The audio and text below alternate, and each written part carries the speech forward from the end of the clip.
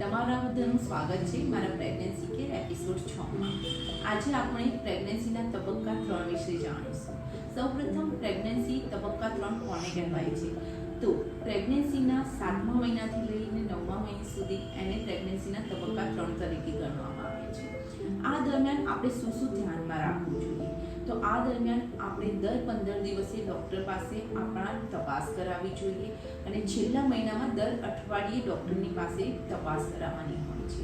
હવે આ દરમિયાન પ્રેગ્નન્ટ સ્ત્રીઓમાં શું પ્રોબ્લેમ થાય છે અને શું તેમને ધ્યાનમાં રાખવું જોઈએ એ બહુ જરૂરી છે। તો આ દરમિયાન બાળક મોટું થવાથી ગર્ભ મોટું થાય છે અને આ દરમિયાન પેટ મોટું થવાથી બહુ વખત સ્ત્રીઓને ચાલવામાં તકલીફ થાય છે, શ્વાસ લેવામાં તકલીફ થાય છે અને ભૂખ પણ ઓછી લાગે છે। એ જ રીતે કરોડરજ્જુના મણકાનો શેપ બદલાય છે અને સ્નાયુઓ ખેંચાવાથી બહુ વખત કમરમાં દુખાવો પણ થાય છે। એ જ રીતે એમના પગ જકડાઈ જાય છે અને એમને ચાલવામાં પણ તકલીફ પડે છે। બહુ વખત સ્ત્રીઓમાં સોજા આવે છે પગમાં અને બહુ વખત બીપી વધવાની પણ તકલીફ થાય છે। બહુ બધી સ્ત્રીઓમાં માથું દુખવું કે પેટમાં દુખવું કે પછી એસિડિટી જેવું થવું કે ઉલટી થવી, તો આ બધી વસ્તુ થાય તો આપણે ડૉક્ટરને જલ્દીથી બતાવવું બહુ જરૂરી છે। હવે આ બધા માટે આપણે શું કાળજી લેવી જોઈએ અને આ પ્રોબ્લેમ થાય તો આપણે કેવી રીતે એને ધ્યાનમાં રાખવું જોઈએ? આપણે સૌ પ્રથમ દરેક સ્ત્રીએ ઘરે બાળક કેવી રીતે ફરે છે કે બાળક ફરે છે કે નહીં એ હંમેશા ધ્યાનમાં રાખવાનું।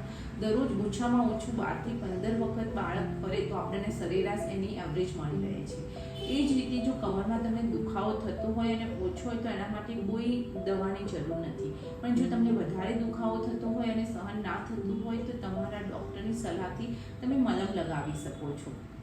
એ જ પ્રમાણે તમારા સોજા, જે તમને વધારે આ સોજા આવતા હોય અને સૂતી વખતે ઉતરી જતા હોય તો તમારે કોઈ ટેન્શન લેવાની જરૂર નથી, એ પ્રેગ્નન્સીના કારણે આવતા સોજા છે। પરંતુ સોજા ના ઉતરતા હોય, માથું વધારે દુખતું હોય કે બીજી કોઈ તકલીફ થતી હોય તો તમારે ડૉક્ટરની પાસે જઈ અને તમારી ટ્રીટમેન્ટ કરાવવી બહુ જરૂરી છે। એ જ રીતે જો તમને યોનિમાર્ગમાં સોજા આવતા હોય કે પેશાબ ઓછું લાગતું હોય કે પેશાબ ઓછું થતું હોય તો પણ ડૉક્ટરની સલાહ લેવી જરૂરી છે। જો તમને કોઈ પણ ટાઈમ એવું લાગે કે તમારું બાળક ફરતું નથી કે તમને એના વિશે કોઈ પણ ડાઉટ હોય તો તરત હોસ્પિટલમાં જાઓ અને ત્યાં બાળકના ધબકારા સાંભળવા બહુ જરૂરી છે। આ બધી વસ્તુઓ ધ્યાનમાં રાખવી બહુ જરૂરી છે અને આ 9 મહિના પ્રોપરલી પૂરા થયા પછી બાળકને જન્મવાની તારીખ હોય છે અને મોટાભાગના પ્રેગ્નન્સીમાં કોઈ કોમ્પ્લિકેશન થતી નથી અને સરળતાથી 3 તબક્કા પાર થઈ અને હેલ્ધી બાળકની ડિલિવરી થાય છે। પરંતુ બહુ અમુક એવા કેસીસ હોય કે જેમાં એમને મેડિકલ કોમ્પ્લિકેશન થાય છે, જેવા કે બીપી વધવી, ડાયાબિટીસ હોય, તો એ ટાઈમે આપણે પ્રોપર ડૉક્ટરની ટ્રીટમેન્ટ લઈએ। જ્યારે ડૉક્ટર આપણને સલાહ આપે એ પ્રમાણે એમની પાસે તપાસ કરાવીએ અને એ બધા પ્રિકોશન લઈએ તો તમારી પ્રેગ્નન્સી પણ હેલ્ધી બનશે અને બાળક પણ હેલ્ધી જન્મશે। કોઈ પણ પ્રશ્ન હોય તો તમે મને કમેન્ટ બોક્સમાં જરૂર જણાવજો। Thank you.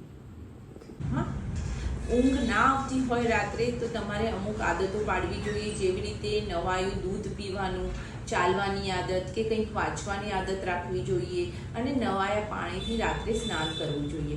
ઉપરોક્ત મુદ્દાઓ તમે ધ્યાનમાં રાખશો તો તમારી પ્રેગ્નન્સી બહુ ઇઝીલી અને સારી રીતે તમારો આ જે પ્રેગ્નન્સીનું સફર છે એ પાર પડે છે અને બાળક હેલ્ધી પેદા થાય છે, તમને કોઈ તકલીફ થશે નહીં અને મોટાભાગની પ્રેગ્નન્સીમાં કોઈ પ્રોબ્લેમ થતો નથી અને એ હેલ્ધી બાળકની સાથે હેલ્ધી માતાની પણ સારી રીતે કેર લેવાય છે। પરંતુ હા, એવા કંઈક અમુક કેસો હોય છે જેમાં બીપી વધી જવાથી કે ડાયાબિટીસ વધી જવાથી એમને થોડી બહુ તકલીફ થાય છે, પરંતુ એ પ્રોપર ટાઈમે ડૉક્ટરની સલાહ લે અને ડૉક્ટરની ટ્રીટમેન્ટ પ્રોપરલી ફોલો કરે તો એમને પણ કોઈ તકલીફ થતી નથી। જો તમને કોઈ પણ પ્રશ્ન હોય તો તમે કમેન્ટ બોક્સમાં જરૂર જણાવજો। ધન્યવાદ।